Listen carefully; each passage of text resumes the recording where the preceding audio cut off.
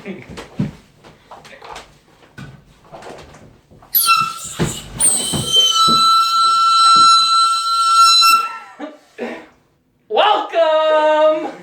to the Considering Literature Investigating Themes podcast.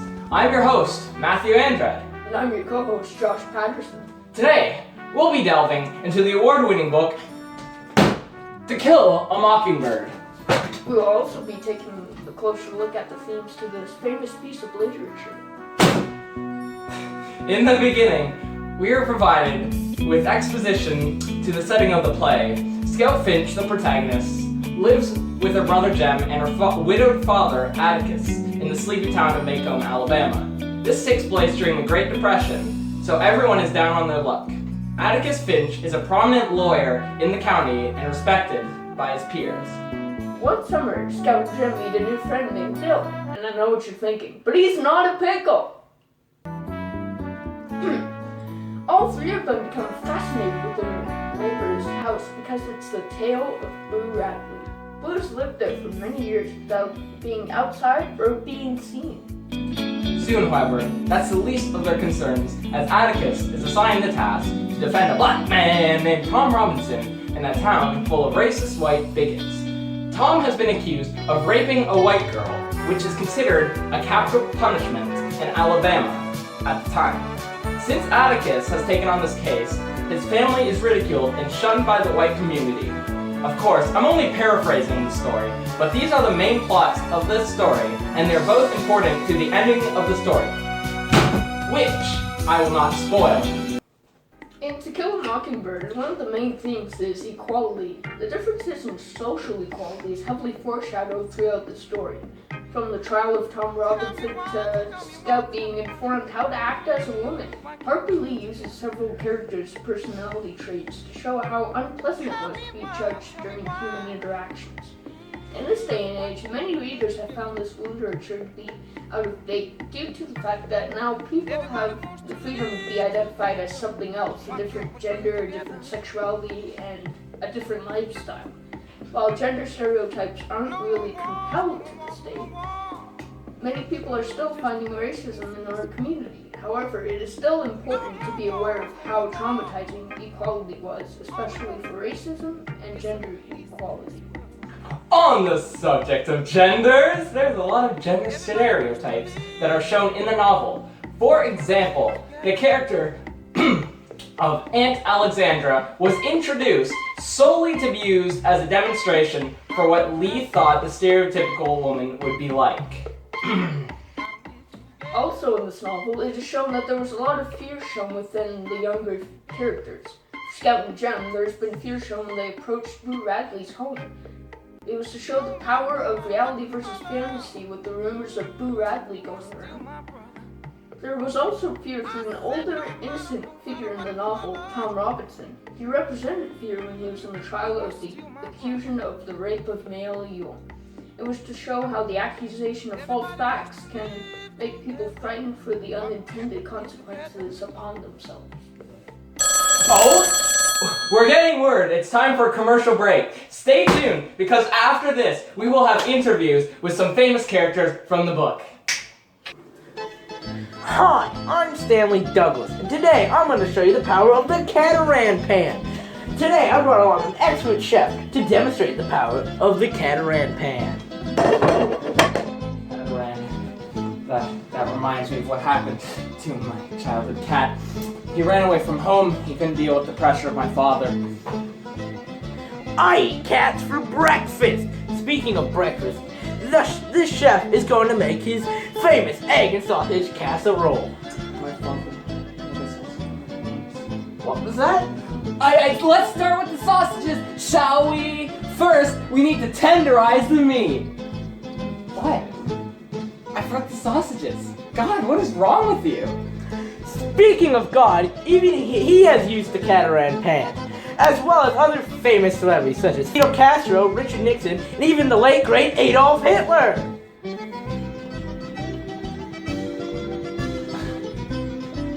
Anyway, let's get started. Let's start with how my mom liked to start, with the sausages. It may be over quick, or it may take a while. It really depends on the tenderness of the meat.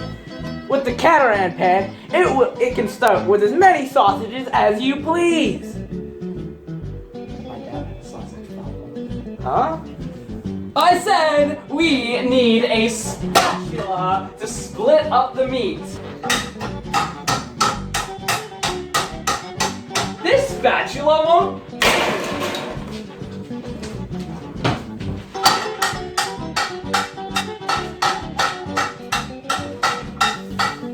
The chef has asked us to make his favorite sauce. He said it was his dad's recipe, but we're not going to use a blender. We're going to use the Catamaran pan. Its strong handle can mix almost anything.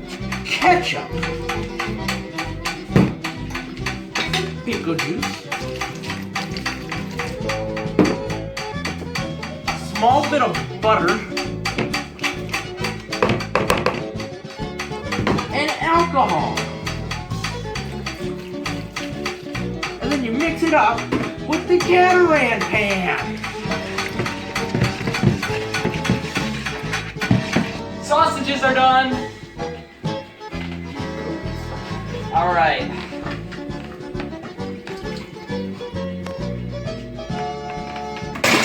Now we have to add the eggs. Okay.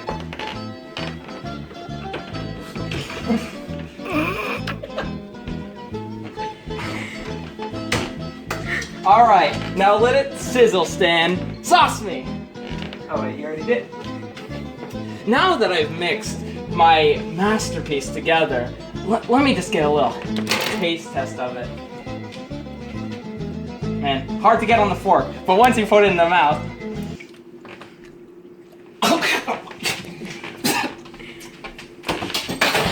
And there you have it, a delicious egg and sausage casserole made using the Catamaran pan. Son, have you reached my sausages again? You know what I'm gonna have to do with you, right? For real? Oh no! Did I mention that the Catamaran pan's completely firm? Thanks, Stan. To prove that the Catamaran pan doesn't suffer from wear and tear, I split this pan in half! Now that's a lot of damage! And now, please welcome at this time, Jem!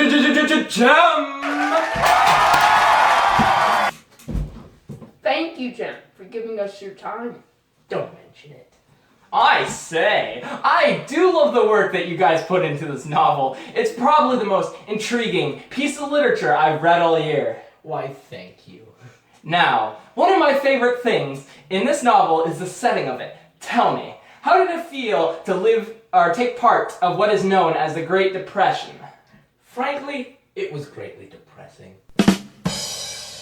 Little boy, I do not have time for your crap. If you aren't going to take this seriously, I will have to remove you from existence temporarily.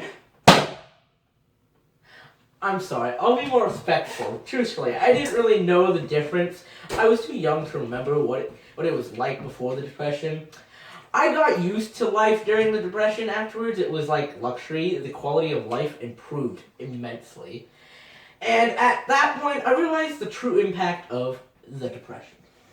Now, you have a younger sister, Jean Louise Scout Finch, is that right? Yeah, it is. What was it like living with her, having a sister that defined gender norms? It was nice to have a sister that wasn't a total wuss and would do cool things with me. Although sometimes I wish that I had a brother, someone that was tough and not acting tough. You know, at times it's kind of got on my nerves because she just didn't get me at all. Like that one time, my pants got caught on the fence in the rubber yard. She didn't understand why I went back. I feel like a brother would have known why. Why did you go back?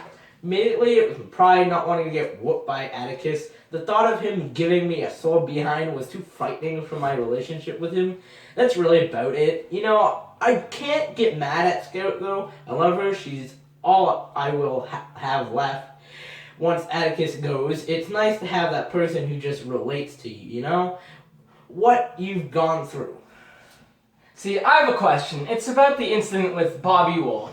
How do you feel about it now? I mean, wasn't it scary? Like, the man, he tried to kill you like I almost did before. We don't talk about that. I don't want to see that man again in my life. Oh, well, sucks. I have some bad news for you then.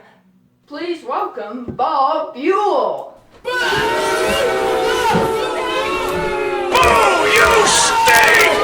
In the novel, you were shown as one of the unemployed alcoholic men. It is also fair to say that you were a part of one of the poorest families in Macomb.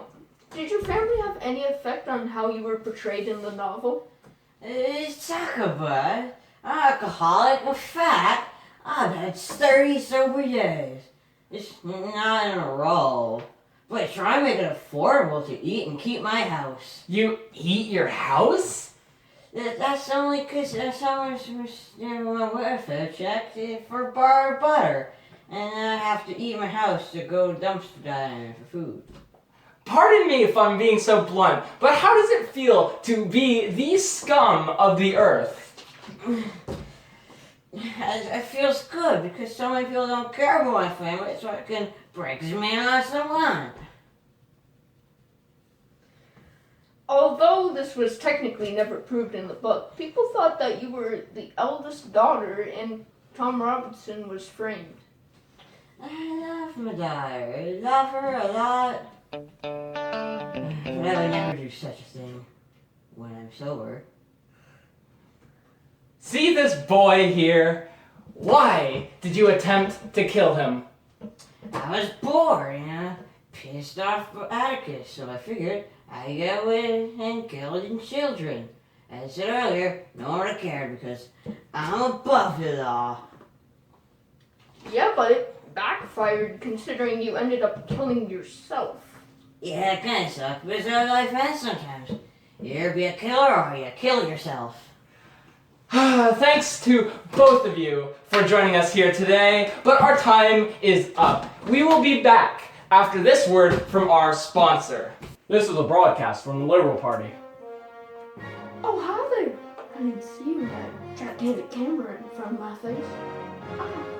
I'm proud to be one. Unlike those rowdy conservatives.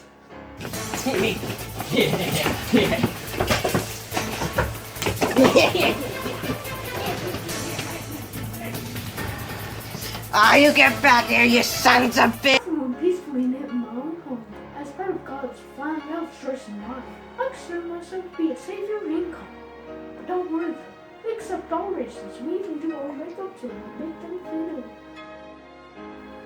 Now, I'm going to tell you all about a for-profit organization, the Liberally Integrated Bracket that acts for righteous deeds, or libtards for short. We believe in equality, make sure that all people, no matter what their background, just living ghettos, to know that the poor black civilians go through. If that's not your style, then we will raise your membership fees each year because we don't know how to handle money. We believe so much in choice that if you make a mistake, you can just yank those mistakes right out. We also believe in family values. I've even grown closer with my son. My favorite confrontation was when he called me a no-good Trump supporter. Now that's right. That night, I put so much soap in his mouth it was cleaner than my testimony at the courthouse. Now, let's talk about our other libtardians and see what they think about the truth. I'm proud to be a libtard because nothing gives me greater joy than to condemn other people for their beliefs. It makes me feel morally superior in almost every way. The day I joined the Libtards was a happier day than my 7th marriage. As a Libtard, I fully support same-sex marriage. I thought that was a typo. Are you serious? Well, then you disgust me. I'm done. I want my money back. Ever since I joined Libtards, what's my name? That changed my life. Wait, what's this next one? Spanish? What, you thought I was Mexican? I don't even know Spanish. What's wrong with you? The libtards has changed my life, and it can change yours too. I cannot believe that was our sponsor. But at least it ties into the heavy anti-liberal themes of Macomb, Alabama, and many southern towns during the Great Depression. And you know, some people to this day even think like that. And you know what I thought of this book?